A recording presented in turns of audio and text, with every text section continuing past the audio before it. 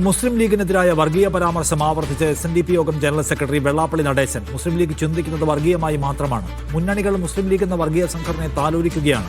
മന്ത്രിമാരുടെ പേഴ്സണൽ സ്റ്റാഫുകളെയും വകുപ്പുകളിലെ ഉദ്യോഗസ്ഥരെയും നോക്കിയാൽ അത് മനസ്സിലാകും. SNDP കേസുകളിൽ തോൽക്കുമ്പോൾ ചില ചാനലുകൾ ആഘോഷിക്കുകയാണെന്നും യോഗനാഥത്തിലെ മുഖപ്രസംഗത്തിൽ വെള്ളാപ്പള്ളി പറയുന്നു. ഫൈസൽ അസീസ് കൂടുതൽ വിവരങ്ങളുമായി. ഫൈസൽ, എന്താണ് വെള്ളാപ്പള്ളി പറയുന്നത്?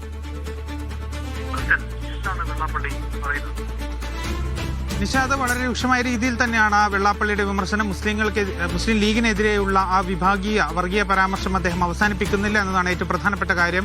ഭരണം നിലനിർത്താനും പിടിച്ചെടുക്കാനുമായി മുസ്ലിം ലീഗ് എന്ന വർഗീയ പാർട്ടിയെ ചിലർ സംരക്ഷിക്കുന്നു എന്നാണ് വെള്ളാപ്പള്ളി നടേശൻ പറയുന്നത്. ഈ മുസ്ലിം ലീഗിനെതിരെ പറഞ്ഞാൽ എങ്ങനെ വർഗീയ പരാമർശമാകുമെന്നും വെള്ളാപ്പള്ളി ചോദിക്കുന്നുണ്ട്. മറ്റ് പ്രധാനപ്പെട്ട കാര്യങ്ങൾ അദ്ദേഹം പറയുന്നത്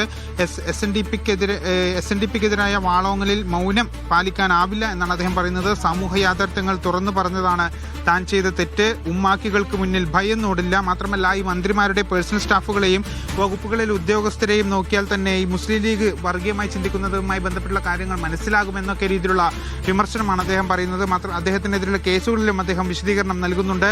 വോട്ടർ പട്ടിക കേസ്, തെരഞ്ഞെടുപ്പ് കേസ്, മൈക്രോ ഫിനാൻസ് കേസ്, കമ്പനി നിയമ case, SN trust case, KK Maheshan ആത്മഹത്യ കേസ് തുടങ്ങിയ ഒരു കേസിലും തനിക്കെതിരെ വിധിയില്ല എന്നും അദ്ദേഹം പറയുന്നുണ്ട്. കോടികൾ ചെലവഴിച്ചാണ് യോഗം നിരവധി കേസുകൾ നടത്തുന്നത് എന്നും അദ്ദേഹം പറയുന്നുണ്ട്. മാത്രമല്ല, മാധ്യമങ്ങൾക്കെതിരെയും അദ്ദേഹം വിമർശനം ഉന്നയിക്കുന്നുണ്ട്. കേസ് തോൽക്കുമ്പോൾ വഴിയിൽ മൈക്ക് കെട്ടി ആക്ഷേപിച്ച് മാധ്യമങ്ങൾ ജയിക്കാൻ ശ്രമിക്കുന്നു. കോട്ടും ടൈം കെട്ടി ചിലർ നടത്തുന്ന അന്തിച്ചർച്ചകൾ കണ്ട് സമുദായ അംഗങ്ങൾ ചിരിക്കുന്നു. ചാനൽ മുതലാളിമാരുടെ എതിരാളികളെ വിചാരണ ചെയ്യുന്നതാണോ മാധ്യമധർമ്മം എന്നും അദ്ദേഹം ഈ യോഗനാഥത്തിലൂടെ വിമർശിക്കുന്നുണ്ട്. നിഷാദ്.